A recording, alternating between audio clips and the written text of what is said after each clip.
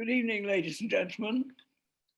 I'm Roger Mason, Chair of the Kew Society, and the Council has kindly asked me to be an independent chair for this evening's Kew Community Conversation. I extend a warm welcome to you and thank you for joining us. I'm rather pleased actually that this is a virtual meeting on such a very bad evening for weather. The idea of a community conversation held in wards across the borough is to give residents and businesses the chance to come and hear from their local ward councillors and to give their views on local issues. We're bound, of course, at the moment to have this meeting virtually because of the COVID regulations. The organisation of this Kew Community Conversation and similar events in other wards is rather different from the usual pattern as I'll outline now. We'll start with a short update from one of our ward councillors, Councillor J.F. Burford. All three of our councillors are with us this evening. Let me introduce them to you. Perhaps they could wave as I mention your name, please, councillors. Councillor Lottie Campanale.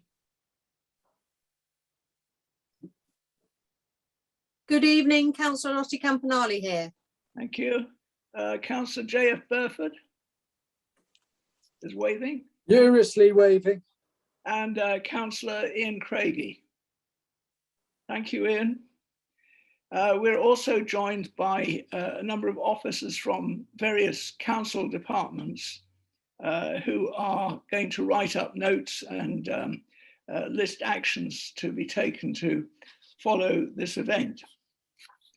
Then after the introduction by Councillor Burford, we'll move to a part of the meeting which is dedicated to discussing a specific topic, the future of our high streets. We'll hear from an invited speaker, Paul Clements, to lead us in on that topic. Paul is a specialist in placemaking and works with business improvement districts and local partnerships to deliver place-focused strategies. Welcome, Paul. Thank you very much for joining us this evening. After Paul has spoken, council officers will divide us into smaller groups in virtual breakout rooms for discussion. Each group will be led by a council officer. All attendees will then be brought back into a single virtual room for 5-minute feedback from Paul Clements. Finally, in the what I hope will be about last 20 minutes of the meeting, you'll have an opportunity to put to councillors a question of any topic of your choosing. But I intend to close the meeting at 8 p.m.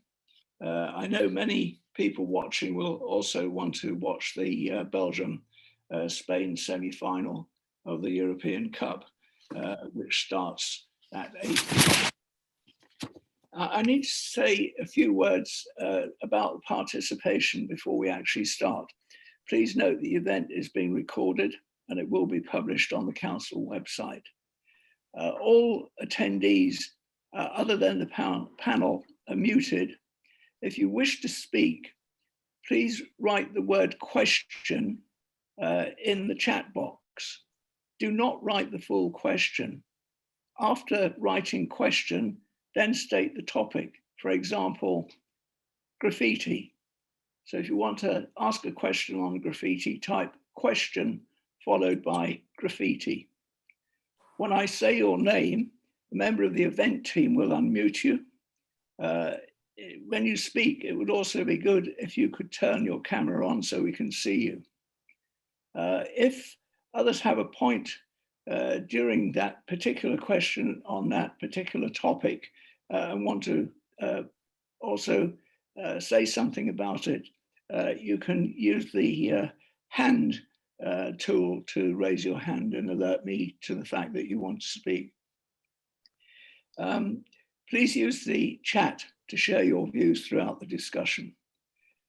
All attendees have been sent the event etiquette. The main thing is the need to be respectful, please, of all the speakers. After the event, attendees will be emailed any email addresses which are brought up, so you don't need to write them down in the meeting. Finally, and most importantly, all community conversations are non-political meetings. So please keep your comments and questions non-political. If necessary, it becomes political, I will stop the conversation at that point and remind you of that, or may pass to the next question. I hope that won't be necessary. Well, without further ado, we'll move on to our first agenda item, a ward councillor update from Councillor J.F. Bedford. J.F., please. Roger, thank you very much. And first of all, thank you all very much for turning out on this glorious night to get involved. And thank you to all our officers for donating their time once again to listen to councillors and residents and listen to what residents have to say. I'm not going to talk about the future of our high streets, which I think also includes our parades and Kew Village and the shops in Sandicombe Road and also on Kew Green, because that will come later. I just want to give you a general overview of what we've been up to since lockdown and after different lockdowns have come and gone. And some I'm not going to refer to because we've already referred to them in previous meetings like 20 MPH and things like that. But the new big things, I suppose, are the EV scooter trials, which we're doing now as part of the Mayor's trial on trying to green and find new greener ways in terms of transportation. I think there's 5 other boroughs within London that are involved in this trial. And the reason we got involved in the trial because it gives us a say, and it gives you as residents a say as to what you think about e-scooters. And if we weren't involved in the trial, we wouldn't have a say in it. We would just have to do what the outcome was of that trial. The other thing which is a big involvement in Kew is the new CPZ zone, which is KC, which has just been finished and been implemented, which will have an impact, as we know, on the other zones of KA and KB.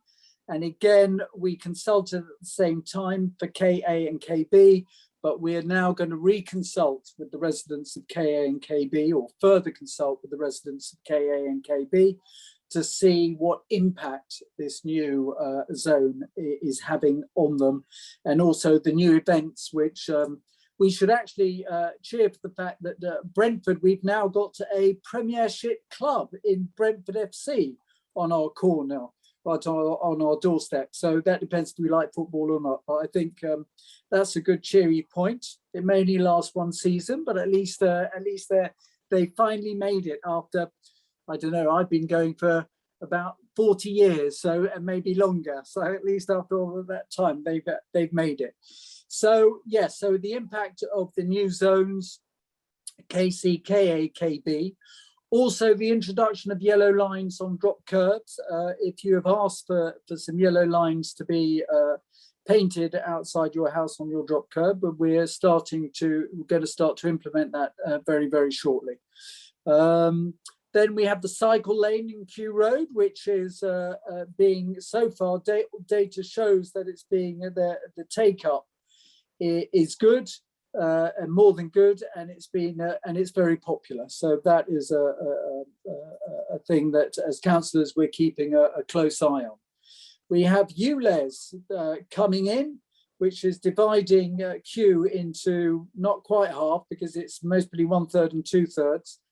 And again, we've had discussions and continue to have discussions with TfL, but they're not interested in changing the zone or changing their mind or really getting involved in that discussion.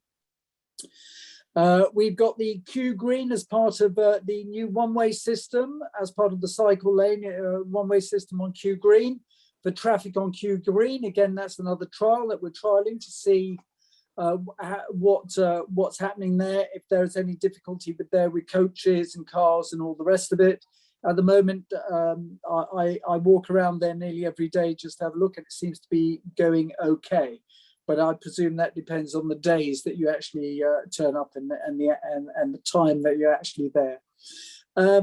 Graffiti has been a big pandemic for us during lockdown, and it seems to be getting worse. The 2 footbridges were attacked a couple of days ago, which again has been reported. And there's the graffiti on Hyde Park Road Bridge, which we've been working with Network Rail and Kew Society to actually, and this, if it works well, in partnership, where we take over the painting of the bridge. So Network Rail has given us the paint and have given us for the first time residents permission to actually paint the bridge.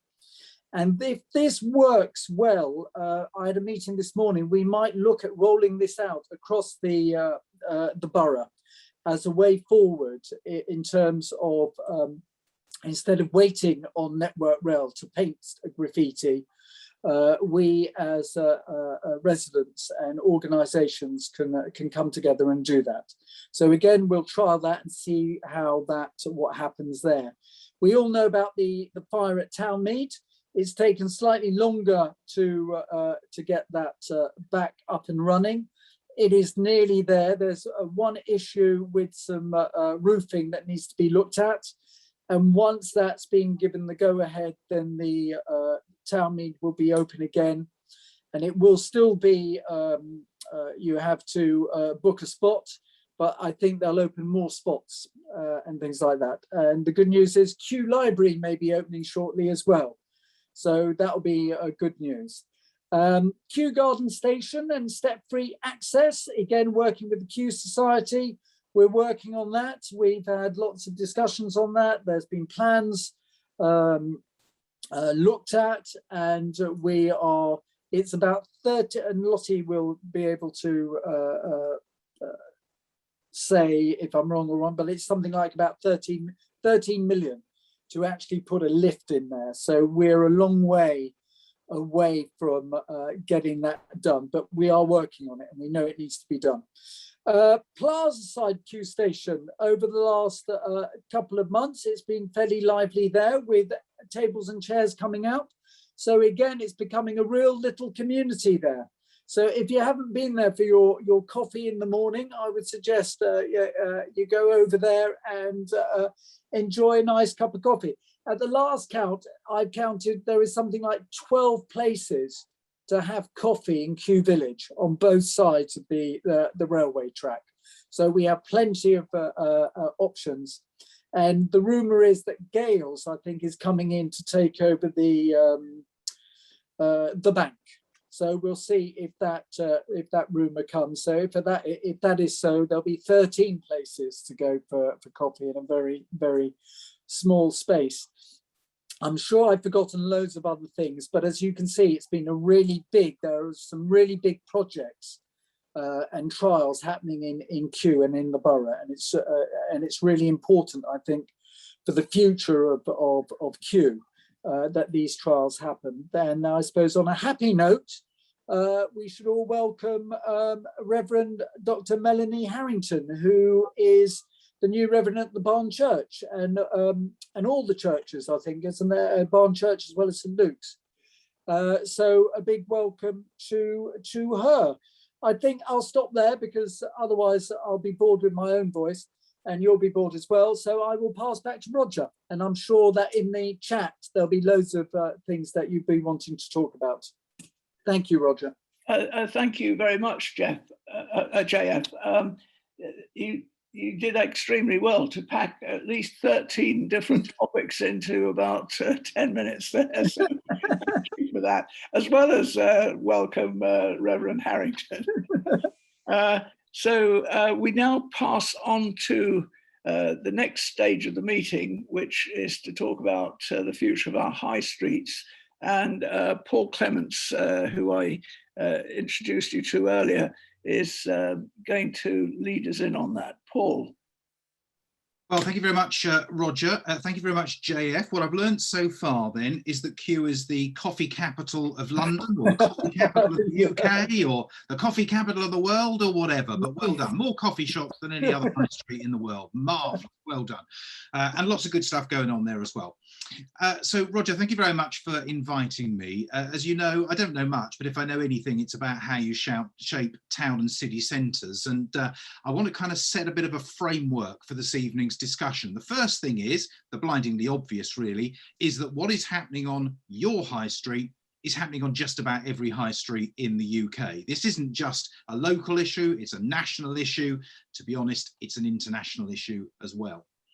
The change that is happening that you are seeing on your high street is not a result of COVID. Let's move beyond that. Lots of people speculate that what they are seeing happening on their own high street has been caused by this terrible pandemic. Yes, it has caused the most terrible, terrible circumstances in your locality. But what is going on your high street now was actually going on long before COVID. And probably what COVID has done has just accelerated that programme. But what have we learned from COVID in terms of our high street? Well, I think we've learned some really valuable lessons, which is the first thing, we have all reconnected with our own local. We travel less. We use our high streets more in a different way than we did before. We value our local community more than we ever did before. You know, there was a time where people, if you'd done a lineup, they wouldn't have been able to spot who their neighbour was. But then suddenly every Thursday they were clapping on their doorstep with their neighbour for the NHS. So there's a great sense of community spirit here. And we want to support that local. And we probably think we're going to travel less and therefore have more time to do so. So there are some positives. Now, all of the studies show that however hard you try and work it, retail is likely to form a far lesser proportion of what happens on your high street in the future. Now, that can be for a whole host of reasons. Retail has changed, the consumer has changed, the cost of occupation has gone up, retailers are starting to trade more online, there's more out of town retail, or it could just be a combination of all of those things. But, you know, let's not live under the misapprehension that any shops that are vacant today are automatically going to be replaced by shops of the future. We need to think about high streets in an entirely different way. And then you move on to working. So as from July the 19th, the government will lift its recommendations in terms of working at home. But let's not assume that everybody's just going to go back to the office. You're going to have more part-time working, more flexible working, more home working, and people using flexible spaces in their own locations. So if that is true, you're actually going to get people spending more of their time in their own locality because commuting is going to become a less frequent thing. And then you move on to the identity and the difference of place. So what you find is that in order for places to reinvent themselves, and your location is no different to any other, you're going to have to rethink and reinvent that place. You need to think, what is its true identity? What makes it different? Why would I come to your locality to spend my time as opposed to the town centre down the road? That is much more important now, whereas historically we just filled our high street with a homogenised retail frontage. That's not going to work anymore.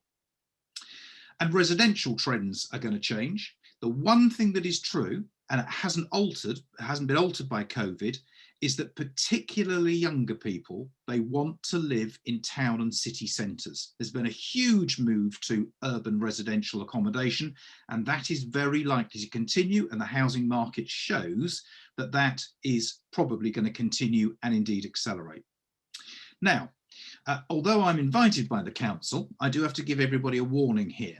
There will be lots of challenges with your high street. There'll be lots of things you want to suggest come about and lots of changes you want to be seen made. But we can't all then look back at the council and say it is your job to deliver it. Councils are crucial to this process. What they can do is demonstrate leadership. They can bring people together, as your council is doing tonight. They can try and gain a consensus around a set of plans. They can convene discussions, but they don't own all the properties. They don't have all the powers, and they don't have an unlimited bucket of money to pay for this. So this is actually about you and everybody getting together around this plan. So we want you to enter into this conversation. And it really, really matters this, because what the local authority is working on now is your local plan, which is your long-term strategic plan for your place. And just to give you a feel for that context, I'm going to ask Grace to give us a brief presentation into the importance of the local plan. Grace. Thanks, Paul. Good evening, everyone. My name is Grace. I am here from the planning policy team. And I'm going to give you a whistle-stop tour of the local plan. I'm sure some of you are already familiar with what that means for your local area, but I'm just going to touch on some of the things that Paul has already mentioned.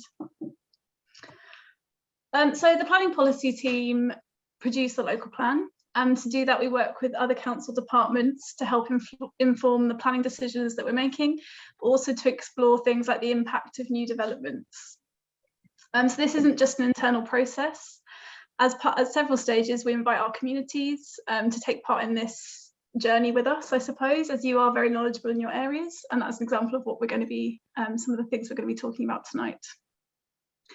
So as Paul mentioned, there are a lot of things that are, although there are many things that are out of council control, we do also work with landlords and landowners to influence the path of future development, but some factors like land value or high demand for certain uses also influence planning policies.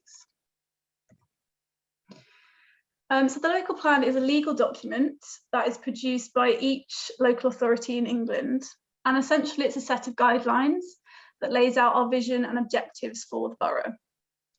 The plan is typically produced once every 10 years and reviewed once every 5. Although in Richmond, we decided that the next review should commence a bit sooner so we can better reflect issues like the climate emergency, changes to central planning policy, and responding to the new London plan that was published recently, including its quite ambitious housing targets. So the local plan does not always adopt policies that are popular or fall in line with individual interests, but rather it seeks to balance the needs of all members of society and users of places. So what that, for example, rather than dictate or operate specific jobs, services or community facilities, the plan aims to create the conditions for those services and activities to thrive. So for example, the local plan does ensure that we're thinking long term, that we're placing our developments in the most appropriate places, that we're protecting land that needs protecting, shaping how places look and feel, and influencing how we travel and get around. But it does not do things like cap property prices or reduce rents, resist chain shops, control parking, or how often waste and recycling is collected. So to give an example about what some of these policies and plans might look like in daily life, I wanted to mention the 15 to 20-minute neighbourhood concept. So this is the idea that our places should be complete, compact and connected neighbourhoods where most of the things that you need are accessible to you in your local area by walking or cycling. And I think what's been really clear from the pandemic is, it's highlighted for us the benefits of living locally and being able to access those things you need without making long journeys. Another element, so as well as the 5 larger centres in Richmond, there are also around 30 local neighbourhood centres and parades across the borough. And these are really important for top-up shopping, especially for those who are less mobile or don't have access to a car.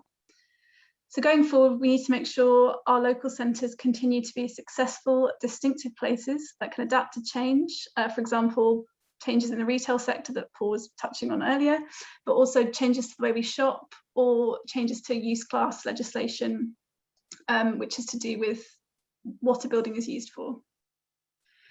We know that each area is different and has its own challenges and opportunities, and we also know that you know your local centres very well.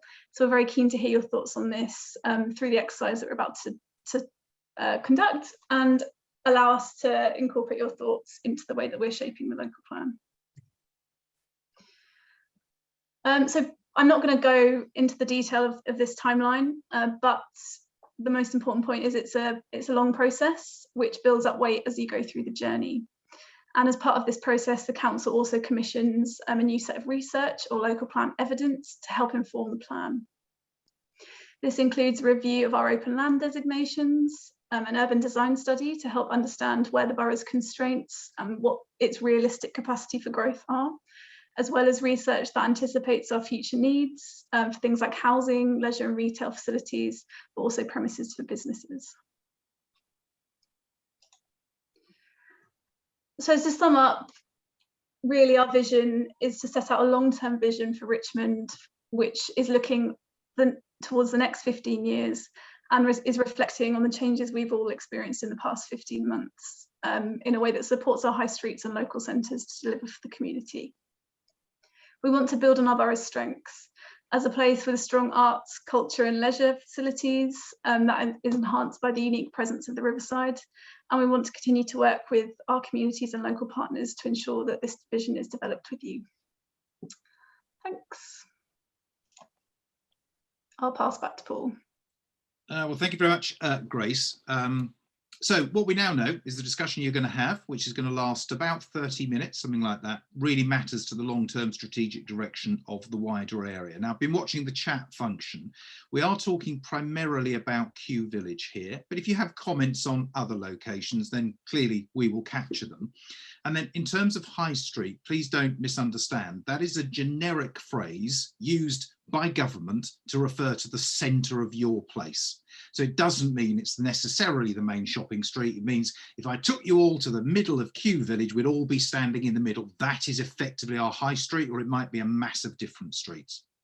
So as if by magic, in a few seconds, we're going to send you all into breakout rooms. And then as if by even further magic, we're going to bring you back again about 25 minutes later.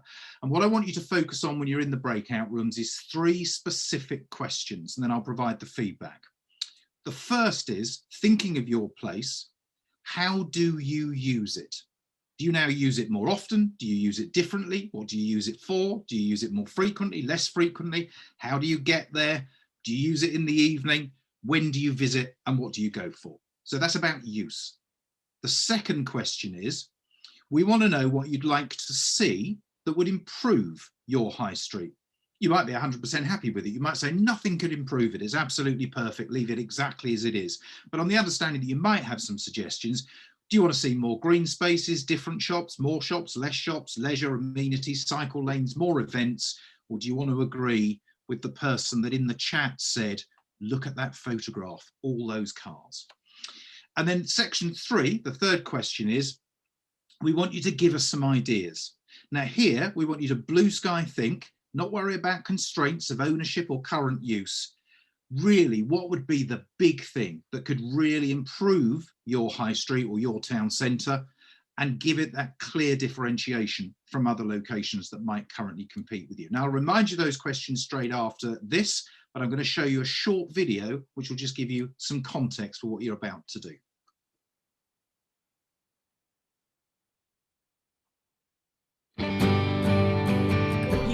They're very friendly, very kind, very helpful. And the environment, I find this is one of our favorite spots. We come here pretty much in the morning and later on today, just like where we are now. So yeah. I mean, it's ironic in Kew. It'd be nice to have a few more plants and flowers and that sort of thing around. And they do have markets every so often, and that's a really good feeling. So yeah, more bikes, fewer cars and more plants would be good. More provision of electric Yes. parking.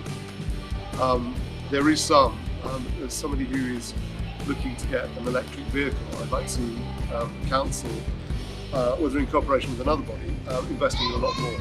Because of the garden, there are plenty of people coming and going. So it's the matter of traffic on over the weekends, for example.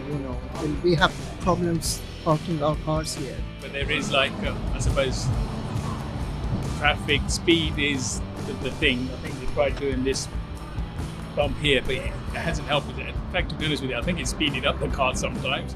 I think in the future, hopefully there'll be maybe more specialist independents on the high street, maybe taking up some of the premises that are lying a bit vacant at the moment.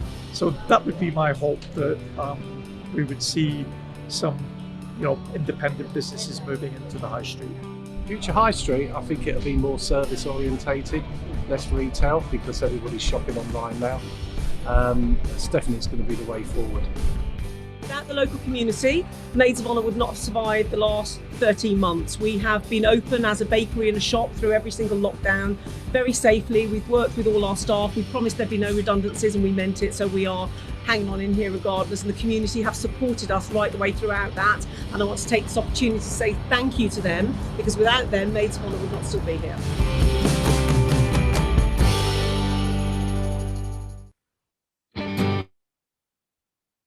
There you go. Everybody's doing everything online other than having haircuts and drinking coffee and all those other things that you can't do online. Right, okay, so remember, we're going to move you into some groups now. You don't have to do anything, you stay as you are. We'll move you into the groups, but you're spending about half an hour equally split between the three questions. The first, use of the town centre. The second, what do you want to do to improve it? And the third, come on, give us some really big ideas. So sit as you are, we'll move you into the groups. I'll spend a bit of time with each group, and then I'll do a summary at the end. Off we go.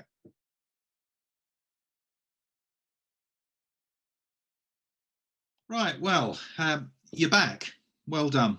And I managed to spend 5 or 6 minutes with each of the groups. So this is by no means a comprehensive overview of what you all discussed, but let me take it groups 1 to 5. Whilst I was in group 1, they actually said they thought they were incredibly lucky that Kew is a very distinctive place and serves their everyday needs. Restaurants, pubs and coffee shops came to the fore, health shop and pharmacy important, and the newsagents and a stationers was crucial. Group number 2. By that time, they were getting a little bit more critical. So they felt that the location lacked overall community functions. And as you'll hear, one of the other groups comes on to that in a moment. Food and drink, though, was very strong, and it serves everybody's everyday needs very well. Car parking and space used for cars was seen as a waste of space. And you may want to look at some of the work that Carlos Marino is doing in the neighbourhoods around Paris, which is converting vehicular space back to common public space. Didn't feel it was the most car-friendly place in the world, though, but actually that was quite good. And then there was confusion for tourists as they arrived at the station and were looking for Kew Gardens, but the signage probably fell short of where you needed to be. And disabled access, some people questioned that. Group number 3, they want more fresh food. Greengrocers, fishmongers would be on their shopping list. Concerned that the retail park might just be housing, and really the council needed to really influence that development, but were really encouraged by COVID's extended outdoor meeting and socialising space, and that should continue if at all possible. And again, somebody said, our railway is an asset, but is actually a disadvantage in that it completely bisects our location. And then one of the councillors said she was still fighting for over £3 million for a bridge or a lift over the railway line. But sorry, councillor, you come off mute and correct me.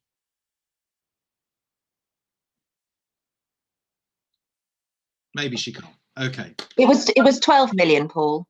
12 million. Well, yes, you must have won. Thank you. It's gone up slightly since I was there. Okay, I'll take it back. I apologise, councillor.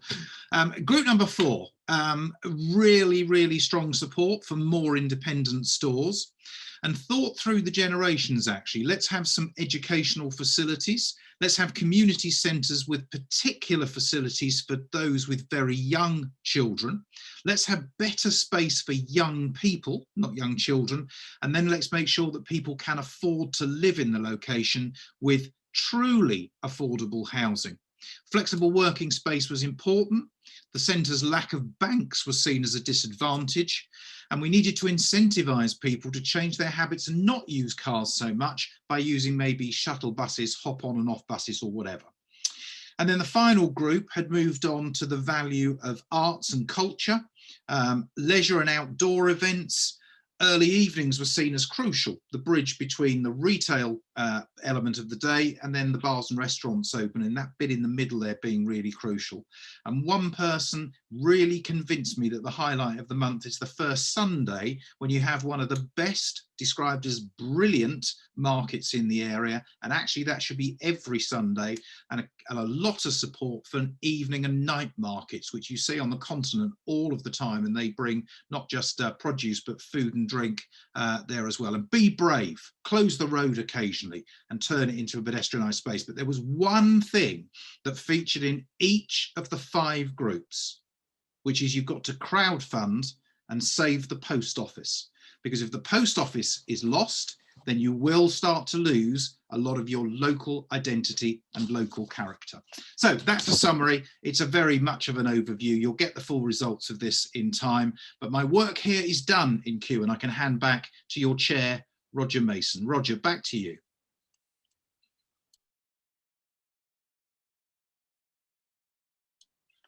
We can just take Roger off mute, that would help. Right, can you hear me now? Yes, thank you very much indeed, Paul, and thank you for facilitating that session and getting around all the groups and making such a summary of it. We now move to the last part of the evening, where it's your opportunity to put questions to the councillors on any topic you like. I suggest that probably we move away from the future of the high street, because we've given that quite a lot of time already, and there are many other topics that you may want to discuss. I'm looking for any questions. I'm not seeing any. I've seen lots of chat.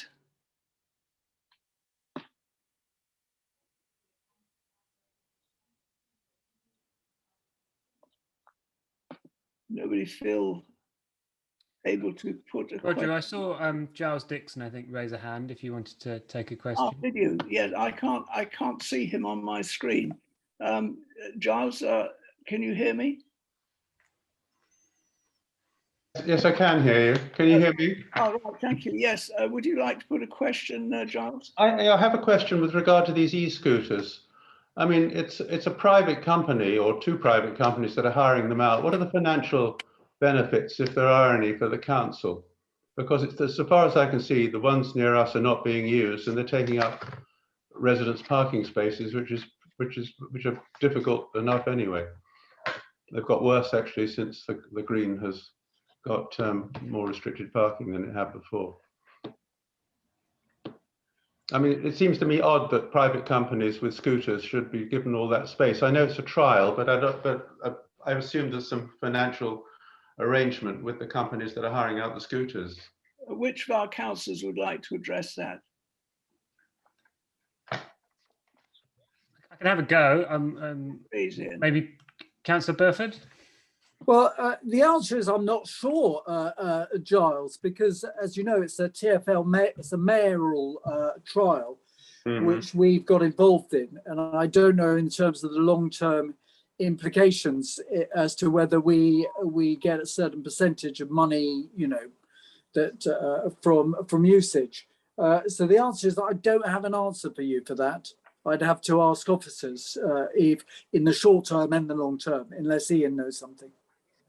No, I think my understanding is that there's no direct financial benefit, but there's also effectively no cost to trialing the other than making the space. There's no cost to trialing the low carbon, hopefully useful scheme. And if it doesn't work, and we have had, I think, generally positive, but some lessons to be learned, then we'll modify and or even remove if it really doesn't. You said there was a consultation. Are people actually being consulted? And if so, where does one make one's comments? You can make the comment on the there's two sites. So you can make it, I think, on the council site if you want, and there's also on the council website. On the council website, and the mayor has a website as well that you can make a comment there as well. Okay, thanks. Yeah. Thank you. It's on the council website, which the TfL bit was quite difficult to access, but I think they've now sorted that out. And it's better to send the comments directly to them.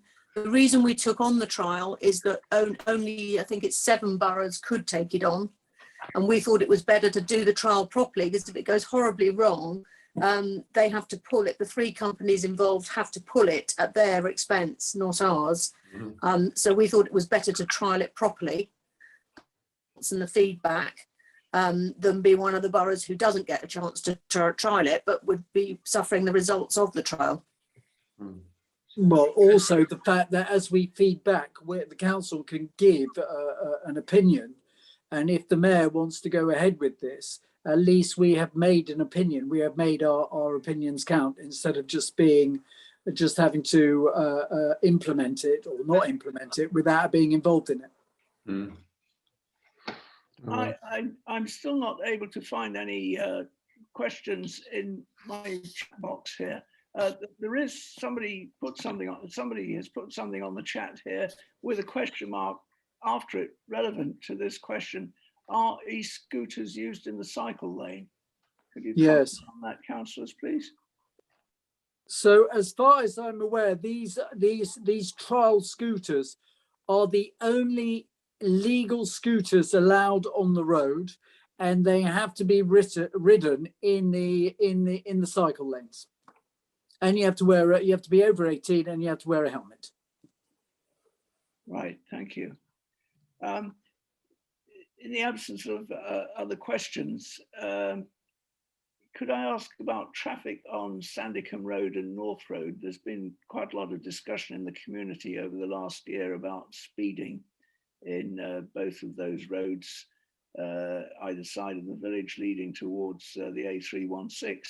Would you care to comment on what sort of actions being taken for traffic calming and so on?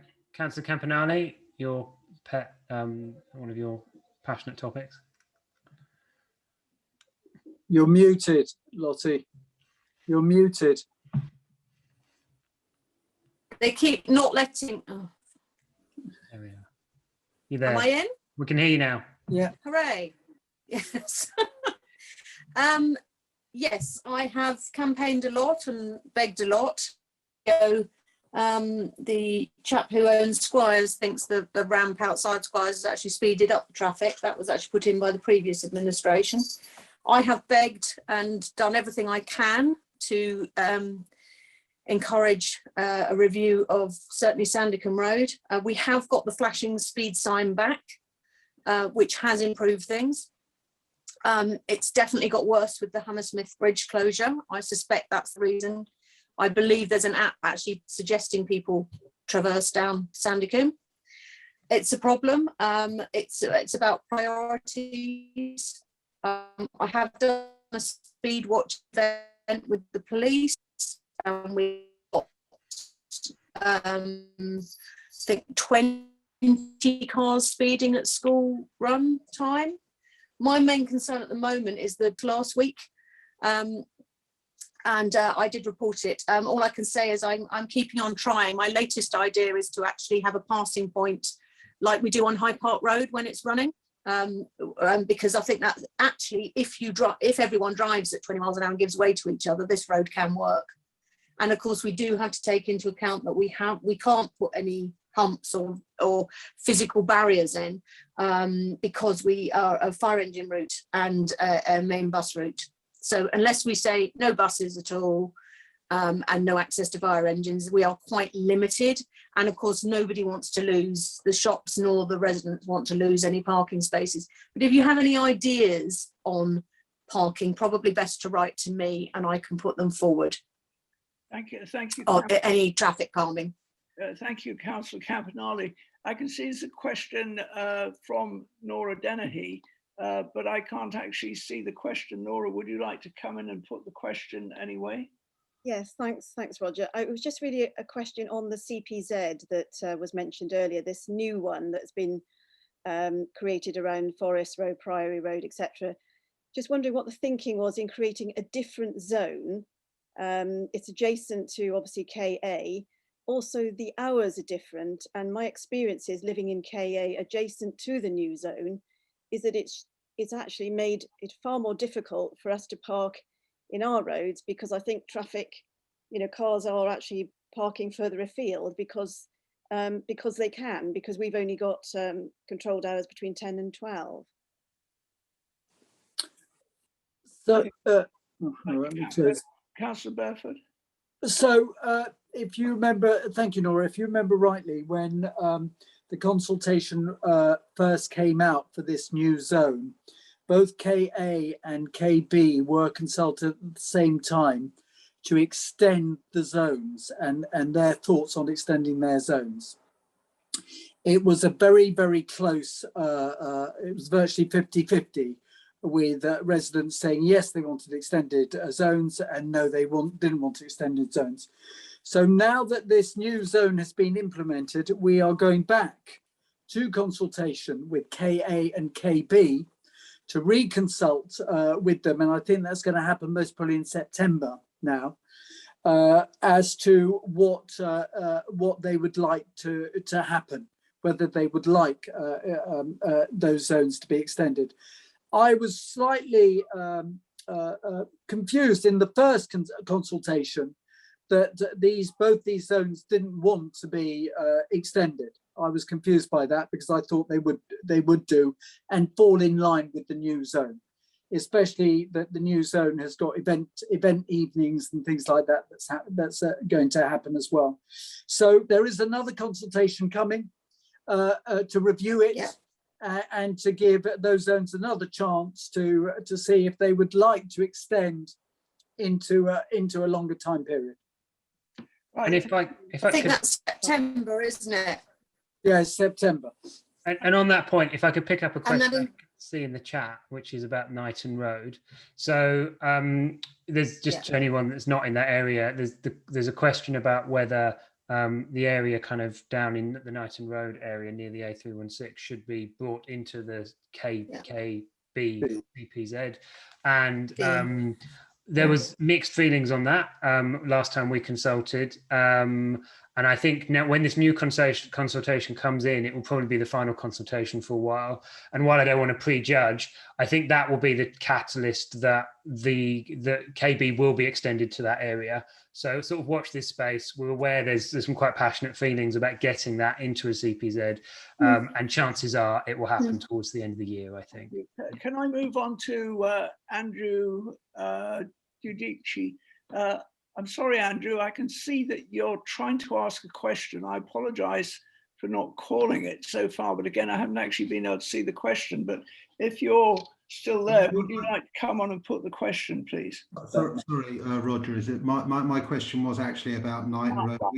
We overwhelmingly voted for a controlled parking zone, but for some reason, we have to be asked about it again in September. Is it usual when an area makes an overwhelming decision to have a controlled parking zone that the local authority or the local councillors wait a year and ask them the same question again? And if it is, why are we being asked the same question again? Or do I need to go to Freedom of Information to get this? Because we voted for it and we're waiting for it. And all the councillors I ask, some of them say, you'll get it, we just have to finish off this other one first. But other areas are getting theirs that they voted for. But for some reason, Knighton Road has to vote twice, does it? Do we do that? You're not being excluded. We've had lots of correspondence on this. You're not being excluded. Well, it is just priorities by the department. It's not priorities. We still haven't. Other areas are getting. They still haven't done. Where? Which other areas? To be voted again. People who have said yes overwhelmingly, they're being asked again a year later, are they? Because Knighton Road voted yes overwhelmingly. Well, yeah, we just said we're doing another review. Yes, so other areas that have voted yes overwhelmingly are being asked the question again a year later. Is that what you're telling me? So if I may, so we spoke there has been quite a lot of discussion about this. We absolutely have heard your comments here and previously. We've been discussing with the officers about their process, and we do, as councillors, we do defer to the transport experts within the council. The officers do often know more than us, particularly about technical areas like transport. And there was a feeling that because we'd had a kind of mixed review on the previous consultation, there was a feeling we would have to come back. What we really didn't want to do is to give you the CPZ with a set of hours. And well, this was one of the officers' points of feedback, not my personal view, was that we didn't want to give you a CPZ with hours that would then have to be changed 12 months later.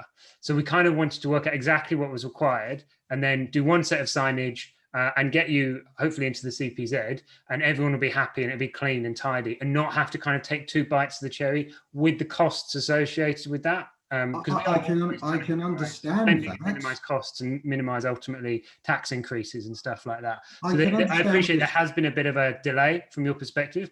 Yeah. We're thinking we'll get a success fairly soon. Okay, but sorry, can I just ask? I'm going to close the conversation down on that one now, because we're getting close to time and there are now questions coming in. So I want to try and pack in a couple of other questions before we actually finish the conversation. One is from Richard. He's saying, could we have some feedback from the councillors on the bike hanger pilot scheme? Who would like to do that? JF? So my view is that different areas, if I remember rightly, the bike different areas were looked at, and different roads were asked about bike hangers and whether they wanted bike hangers. There was only one area where there was sort of lukewarm, which was towards Haverfield Maze Road and things like that. And that, again, officers decided not to go ahead with that because there wasn't really enough demand. So in all truthfulness, I don't think there's been a great demand from this this borough, this ward, for bike hangers. Okay, thank you, JF. Zena James wants to ask a question. Zena, are you there, please? Zena James. The question is, with regards again the KA and KB zones, there has been already an inquiry. I suppose a lot of money has been spent in order to carry out this inquiry. And a year later, because some people are not, or council are not happy with the outcome of the inquiry, now they're going to have a second inquiry. And I feel the taxpayers' money are overspent with inquiries done 6 months later from the one. And I think it is wrong. It is wrong spending our money on a second inquiry. There has been a result, and they should not push into to suit them with the outcome of that KB and KA extending zones. Okay, thank you. Which councillor would like to address that question? Council money being overspent or spent unnecessarily? Well, whoever is dealing with the finances. I think the question was about, should we be doing two consultations with the cost? No, we should not. And the cost should not. So the thing, money. a consultation is considerably cheaper than putting in signage and road markings and everything that then have to be changed. And so it's more important we get the final result, even if there's a bit of a delay, then we have to redo signs. So I take your point. It would be best if we could get it right first time every time, but we've got very mixed results from our initial consultations. So and there's very heated feelings on both sides. So yeah. Right, this is the last question. A point about trees in Dancer Road, asking why 8 trees in Dancer Road have been taken down and not replaced over the last 10 years. Promises of replacement have never been kept. Councillor Campanale, would you like to take that question?